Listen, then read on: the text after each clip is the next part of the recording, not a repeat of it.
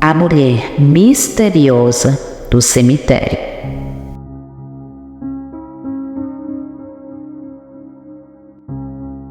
Depoimento de Rodolfo, 51 anos, advogado. O sonho se repetia, noite após noite. Tudo estava escuro e eu me via sozinho, em frente a um portão grande com belos detalhes e sustentado por 2 colunas de ferro, decorada com estátuas de anjos. Meninos gorduchos com asas, ajoelhado e olhando para o céu.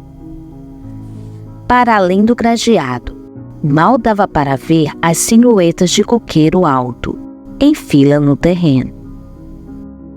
Queria ir embora dali, mas não resisti à curiosidade e colocava o rosto entre as barras metálicas para tentar enxergar o que havia do lado de dentro. De repente, no meio da penumbra, surgiu uma figura de uma mulher jovem, com longos cabelos loiros e vestido decotado vermelho. Tinha o rosto delicado, lábios pequenos, olhos claros e um olhar triste. Acenava me chamando para entrar. Eu desejava atender ao convite, mas um grosso cadeado selava o portão. De repente a moça vira de costas e ia embora. Eu esticava a mão gritando, pedindo para ela voltar. E nesse momento sempre acordava agoniado, com o suor pingando na testa. Naquela época, meados da década de 1980, eu morava na Casa do Estudante, abrigo para rapazes do interior que vinham fazer a faculdade na capital. Meu companheiro de quarto já não aguentava me ouvir falando enquanto dormia. Lourenço dizia que não era bom ficar só com a cara enfiada nos livros. Era preciso aproveitar o Recife, ir ao cinema, conhecer os bares e as boates. E principalmente paquerar. Mas eu me esforçava o máximo para terminar o curso sem atrasos, pois desejava voltar logo à minha cidade. Abri um escritório, começar a trabalhar. Foi bastante desagradável quando recebi a minha primeira nota baixa. E aquilo me sentenciou. Tá vendo, Rodolfo? Fez prova ruim porque não dorme direito. Você precisa se divertir. Relaxar um pouco, até para estudar melhor, cara. Então eu topei a proposta de Lourenço. No sábado saímos para a farra à noite.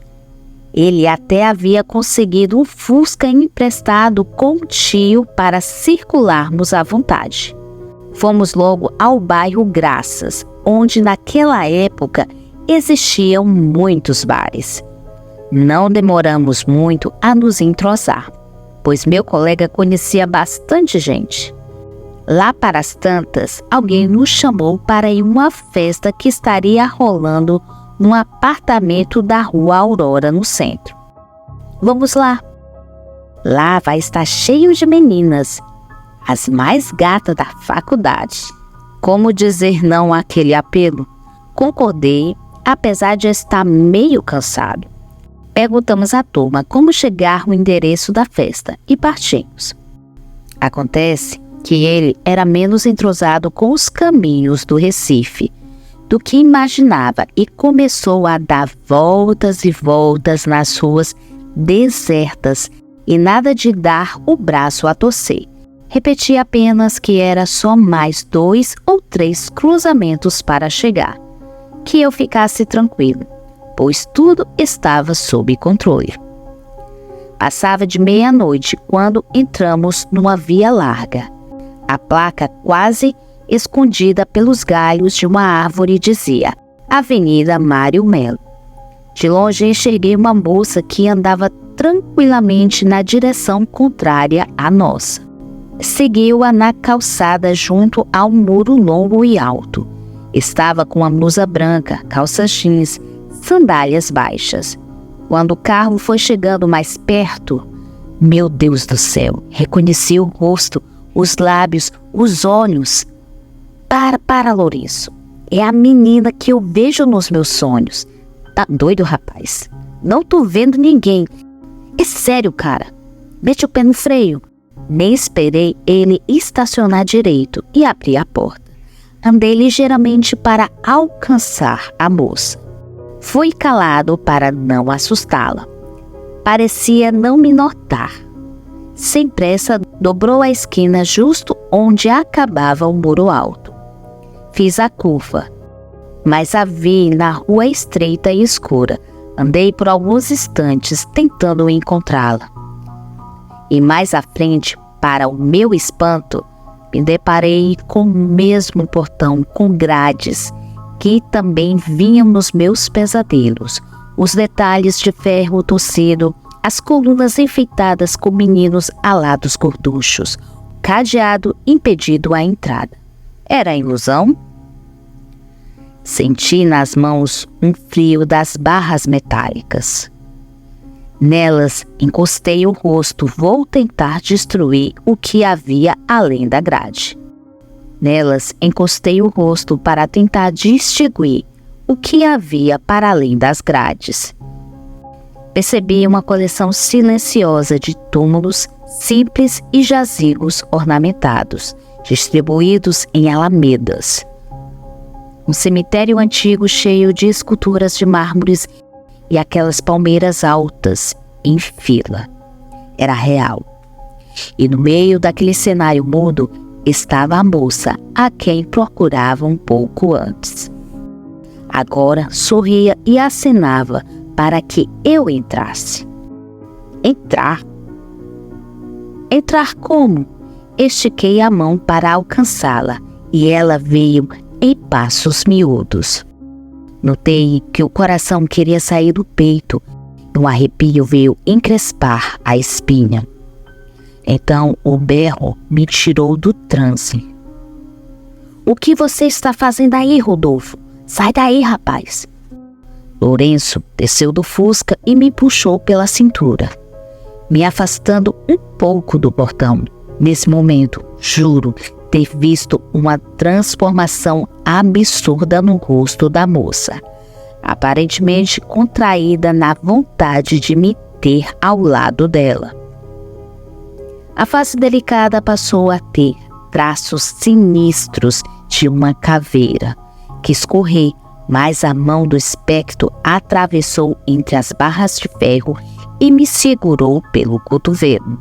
Tinha uma força sobrenatural e o toque gelado me paralisou. Fui tomado por uma tontura. A sensação de morte viria a me abraçar. Meus olhos foram fechados. Despertei no banco passageiro do Fusca. Meu amigo dirigia apressado e não parava para falar. Cara, que coisa mais doida foi essa? Parecia um maluco parado na frente do Santa Amaro. Nem me escutava. Estava feito sonâmbulo, olhando para o nada, abestalhado. O que foi que deu em você? Quer me matar de susto? Como explicar aquela situação? Disse apenas que havia me sentido mal, uma louquice momentânea, e que ele esquecesse. Ele demorou a se conformar. e depois não me perguntou mais nada. Ao terminar a faculdade, saí outras vezes com Lourenço, sim, mas sempre durante o dia.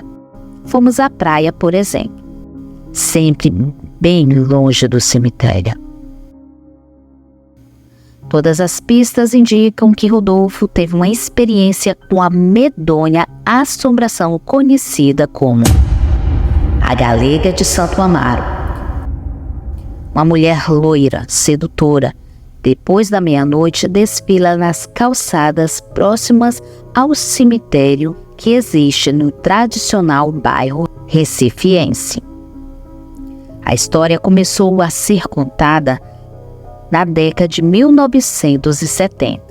Na época, as testemunhas diziam que a galega estava sempre de sapato alto, usava um vestido vermelho curto e decotado. Atualmente, há quem diga que ela modernizou o figurino, talvez para se tornar mais convincente aos olhos dos rapazes. Mas tanto antigamente como hoje, quem cede ao apelo do fantasma é levada a uma caminhada noturna em meio aos jazigos da famosa necrópole, apelidada de Amaro Bocão pelos moradores da vizinhança. Lá, um passeio de mãos dadas com sussurros ao pé do ouvido. A assombração mostra aos namorados o túmulo onde mora. Depois some no breu, em meio a uma neblina gélida. Às vezes, porém, a galega se mostra bem mais tenebrosa. Ao fim do encontro romântico, revela ao pretendente uma face de defunta há muito tempo sepultada. Para alguns, as aparições só vão cessar quando o espírito da mulher misteriosa for apaziguado. Ela estaria à procura de um noivo com quem pudesse dividir a eternidade. Quem tem coragem de ceder a essa tentação?